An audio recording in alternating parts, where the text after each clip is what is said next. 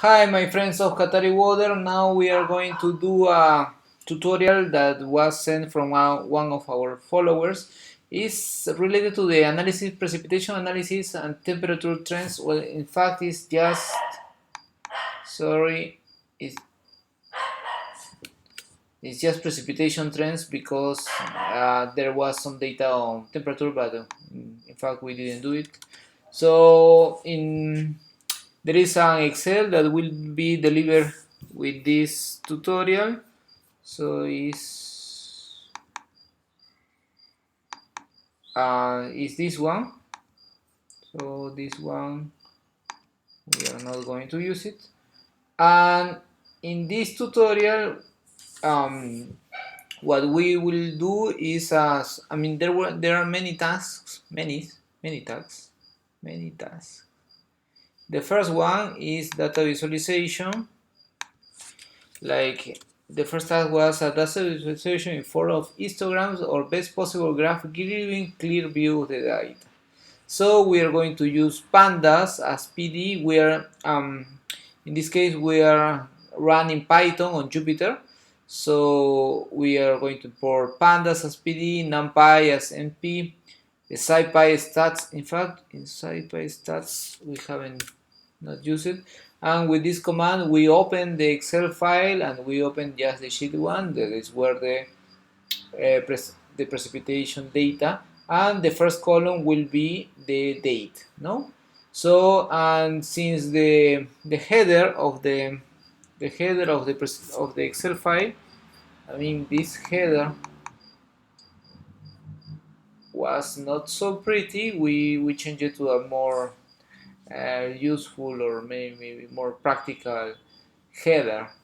Otherwise it will be like, because our code is related to the header name, so this one is as well this is the header, and we change it to PPT, meaning precipitation. So we run this cell, we run it with this one. Okay, it's already reading it. Okay, so it has written. So with this we have the precipitation plots. With this we have a box plot, but this is very interesting because it's the box plot of just the days with precipitation, because otherwise the days without precipitation are so huge that it will be everything biased to zero. So this is just the box plot of the days with precipitation. Okay, and then we can do an histogram. If you can see, the commands are really easy. We are going to do some basic statistic values.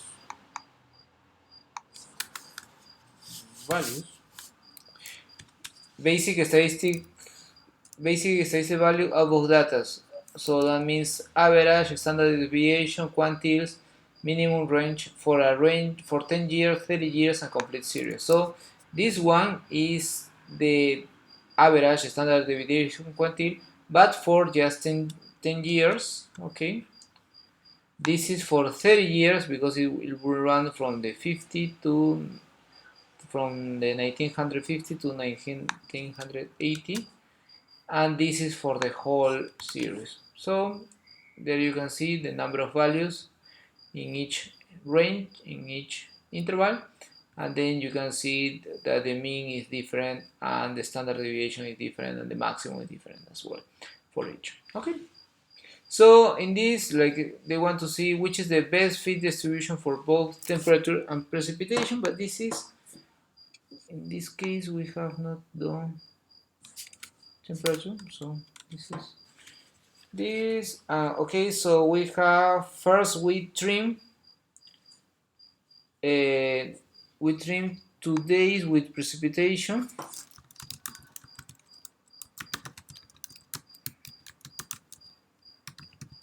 and the higher we trim days without precipitation. We trim days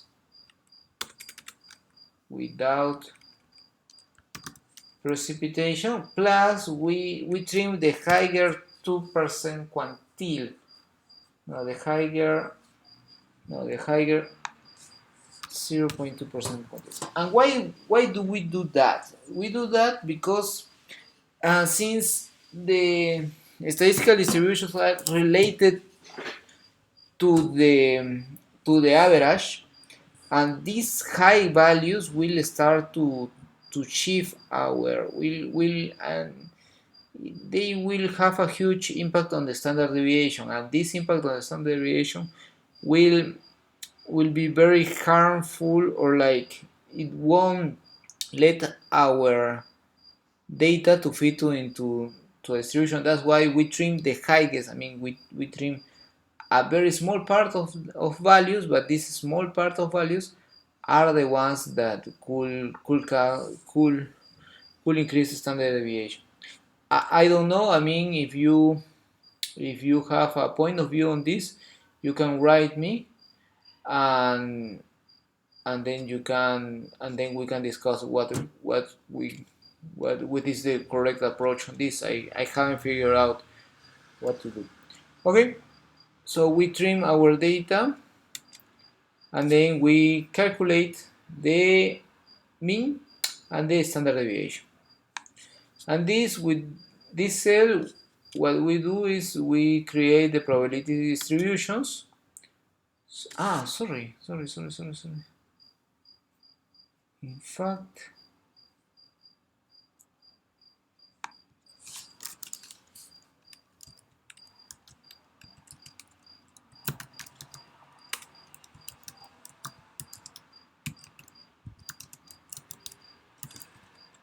this cell was in fact needed. Sorry, we needed the stats because otherwise it's asking here that we have not selected this.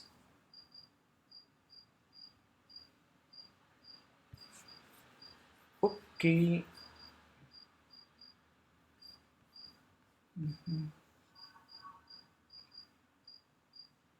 Sorry.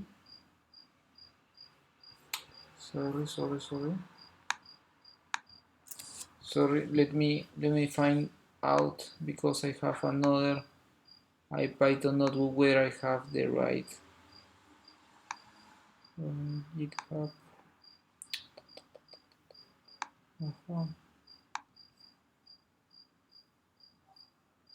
Okay.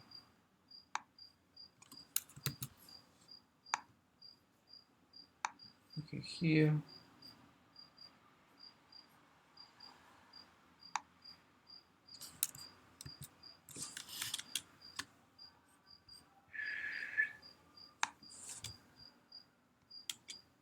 Okay, now it's working. That line was useful in the end. So, and with this we generate our histograms normalized and plus the statistical distributions, and we have to run these cells twice because otherwise the figure size won't be updated. Okay, so here we have our histogram, and then this is the log normal distribution, this is the normal distribution, this is the Weibull distribution, plus this is the chi-square distribution. And then if on my research the log normal distribution is the right one, or like the most appropriate when you deal with precipitation data, because precipitation data is not related to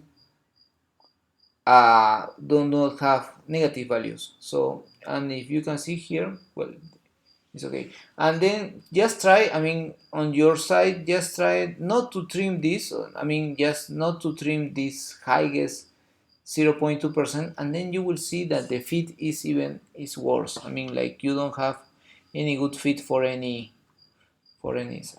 Okay, so, and this is the probability of numbers, counting numbers of days and calculating the probability of numbers in a particular year less than 0.5. So we want to see how many days on a year the precipitation was less than 0.254 millimeters for a year, and which is the probability that a precipitation less than 0.254 for this year as well. So we want to see the number of days and the probability, and this is the number of days of precipitation. Then less than this is 252 plus the probabilities of number of days. The probability is 0.75, so this 75% chances that the precipitation is less than this. Okay, so and then we need to find a sequence of days with this range. So we wanted to see how many days do you have a high precipitation followed by 3 days of almost dry conditions. So we have 27,000 values, and with this code what we do is we do two if clauses. I mean, if the precipitation is higher than 30 and if the precipitation the following day are lower than 2. And then if this happens, it will say, okay, in these days that happens and these are the precipitation data. Okay, so if we run it, there are many days where precipitation is like, for example, 63 and followed by days with 1.3 or even 0 precipitation. Okay, so this is very powerful. In fact, there are like 178, more than 100 values. And this one is the density, I mean, like say, of the values that fits this. This is like the histogram, but this on as a line. So the area below this should be equal to 1. So of the values that fits this condition, like it's higher than 30 and then less than 0 on the less than 2 on the following days, the mean value is almost, or the media is almost 37, I guess. Okay, and if we see how frequent those are, we run this cell, and this is the points where that happens, and then see, and maybe those points are not similar on average or magnitude, but they are similar on they are frequent, so they happen almost frequent. And then if you want to see, if you want to do further analysis, you have here the date, and then you can do, like, you can extract the right frequency. Okay, so this was just um,